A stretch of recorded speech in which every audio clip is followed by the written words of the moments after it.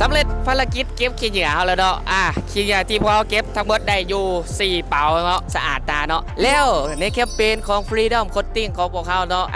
ถ้ามียอดขายอีก200ตัวภายในอาทิตย์หนึ่งจุ๊เราจะไปเก็บขี้เหงื่ออีก1สถานที่เนาะที่สำคัญที่สุดแบรนด์เสื้อผ้าหรือว่าเสื้อยืดสีพื้นนี้เป็นแบรนด์ของคนลาว89,000 กีบหา